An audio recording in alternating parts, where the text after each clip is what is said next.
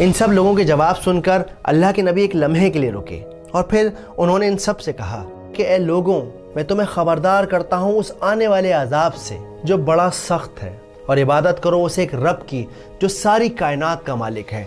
ये बात सुनकर अचानक वहाँ की हवा बदल गई। उनके चेहरों पर चीखता सन्नाटा छा गया। वो सब एक दूसरे को हैरानी से देखने लगे। ये क्या कह रहे हैं? ताज्जुब है। ये बात तो क्या अपने बाप दादा का दीन छोड़ दें? अपने खुदाओं को नाराज कर दें? और फिर एक आदमी खड़ा हुआ, गुस्से और नफरत से भरा हुआ। वो चिल्लाया, भतीजे, तब्बन लका अली हाजा जमातना। अरबी की इस इबारत का मतलब था कि सत्यानाश हो तेरा, टूट जाएं तेरे हाथ। क्या तूने हमें इसीलिए यहाँ जमा किया है? यह आदमी और कोई नहीं बल्कि रसूलुल्लाह का चचा अबू लहब था। उसकी बद्दुआ आसमान से टकराकर वापस उस पर आ गई। उसके नसीब के पन्नों में जहन्नम का अजाब हमेशा के लिए लिख दिया गया। लेकिन अल्लाह ने अभी अपने नबी को ये बात नहीं बताई।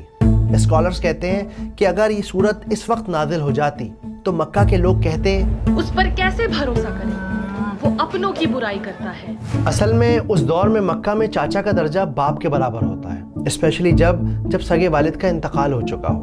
वक्त गुजरता रहा। अल्लाह के नबी जगह जगह घूम घूम कर एक अल्लाह की इबादत करने का मैसेज पहुंचाते रहे।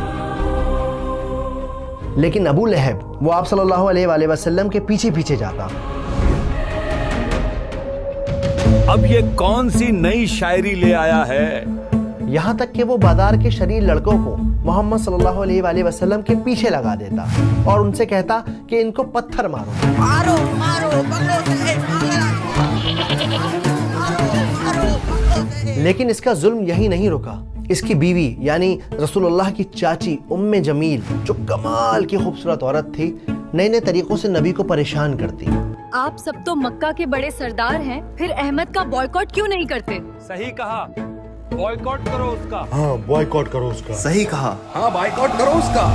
और हद तो जब हो गई जब इसने अपने दोनों बेटों को यह हुक्म दिया कि वो अपनी बीवियों को तलाक दें, क्योंकि इन दोनों की बीवियां आप सल्लल्लाहु अलैहि वसल्लम की बेटियां थीं, उम्मे कुलसुम और रुकैया रज़ियल्लाहु ताला अन्हा। तुम्हारा चेहरा भी मुझ पर हराम है अगर तुमने अपनी बीवियों को तलाक नहीं दिया। बाबा, हम आज ही उन्हें तलाक देते हैं। दिन शाम में ढल गए, शामें रातों में ढल गईं, लेकिन अबू लहब के जुल्म में कोई कमी ना आई। अरे मक्का वालों, मेरे भतीजा दीवाना हो गया है, दीवाना। इसकी बात मत सुनना।